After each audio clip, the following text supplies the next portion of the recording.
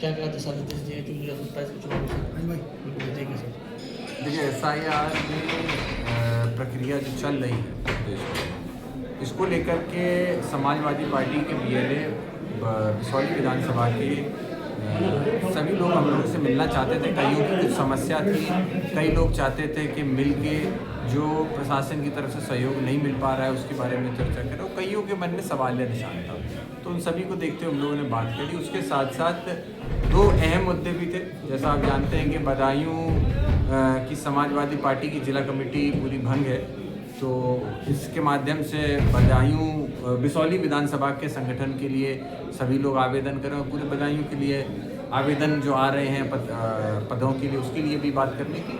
साथ ही में 2027 की तैयारी को लेकर के हम किस तरीके से चुनाव में जाएंगे, क्या क्या चुनौतियां हैं, सारी चीज़ों को लेकर के इस पर चर्चा हो रही है और बहुत अच्छी चर्चा रही है। मैं कह सकता हूँ इसका परिणाम 2027 में बहुत अच्छा होगा, और निश्चित तौर पर बिसौली के अंदर समाजवादी पार्टी ने जैसे पूर्व में चुनाव जीता था, एक बार पुनः इतिहास को रचेगी और चुनाव विधानसभा का जीतेगी। बदायूं की बात की है, खास करके बिसौली में एक बाईपास की सख्त तमाम लोगों ने आपको दी है, आपने प्रार्थना दी है, शिकायत की है, आपने अभी इसको लोकसभा में उठाया था एक बार, लगता है कि देखिए, बिल्कुल बहुत बड़ी समस्या है, आपने बिल्कुल ठीक बात की, और समस्या की ज़रूरत के साथ साथ लोगों की जान का खतरा भी बना हुआ है। जिस तरीके से मुरादाबाद से ट्रैफिक चल के पूरा बदायूं तक जाता है, इतना आवाजाही है, बड़े बड़े वाहन चलते हैं, बिल्कुल सड़क के अगल बगल गांव लगे हुए हैं, बच्चे हैं, बुजुर्ग हैं, सब लोगों की जान को खतरा रहता है। और ख़ास करके शहर की, नगर की बात करें तो बिसौली की नगर में जो स्थिति बनी हुई है जाम की, इसको देखते हुए एक बाईपास की सख्त ज़रूरत है। मैंने लोकसभा में भी उठाया, किन्हीं कारणों से पता नहीं क्या बात रही कि बिलसी को पैसा भी आवंटित हो गया है, वहाँ बाईपास भी स्वीकृत हो रहा है, लेकिन यहाँ पे भी उतनी ही ज़रूरत है। यहाँ अभी तक बात नहीं रखी, तो मैं इसको भी आने वाले समय में लोकसभा में भी उठाऊंगा, और मुख्यमंत्री और प्रदेश सरकार से भी मिलकर प्रयास करूंगा कि इस बाईपास को हम लोग किसी तरीके से पास करें।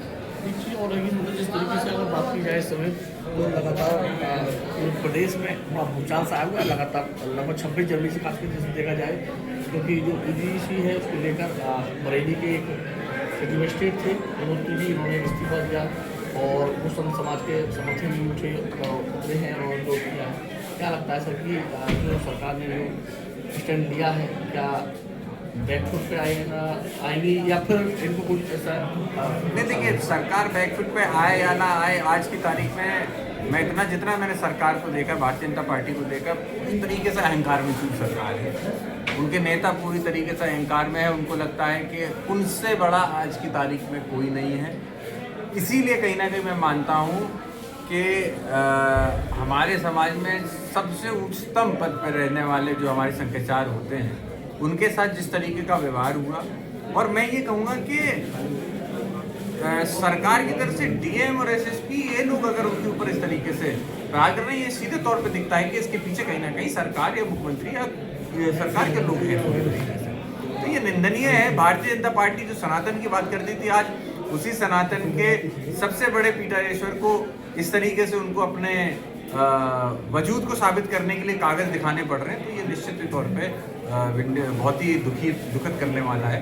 और इसकी लड़ाई आपने देख ली, बहुत बड़े व्यापक रूप में हो गई है।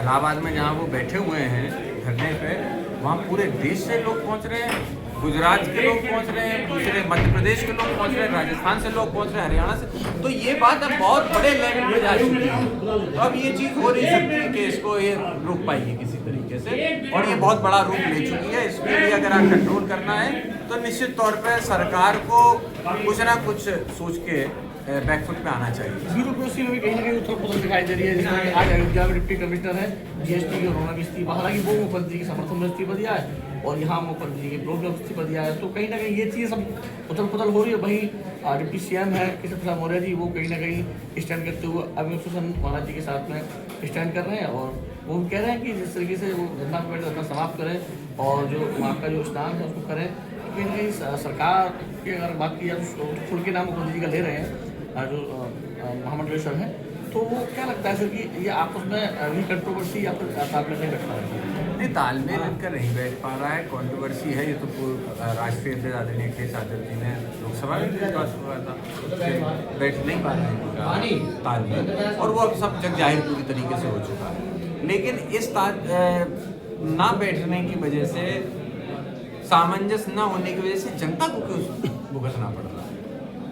आज की तारीख में उत्तर प्रदेश के अंदर ब्यूरोक्रेसी जितनी ज़्यादा हावी होती चली जा रही है, ये याद रखिएगा, हम लोग जनता से चुने हुए लोग हैं, तो हम लोग जनता की बात करेंगे। IAS PCS निश्चित तौर पे एजुकेटेड बैकग्राउंड से आते हैं, उनकी सिविल सर्विसेज से करके आते हैं, उन लोगों के अपने दायित्व होते हैं, लेकिन उसको भी मॉनिटर करने के लिए जनता ने जनप्रतिनिधि बिठाया हुआ है। लेकिन आज जनप्रतिनिधि पूरी तरीके से निष्क्रिय होते हुए दिख रहे हैं, और जो जिले के अधिकारी, आला अधिकारी हैं, वो पूरी तरीके से हावी होते हुए दिख रहे हैं। तो ये चीज़ें तो होंगी ही होंगी, क्योंकि जो जनता से चुन के आएगा वो जनता के दर्द को समझता है, वो जनता की मेहनत को समझेगा।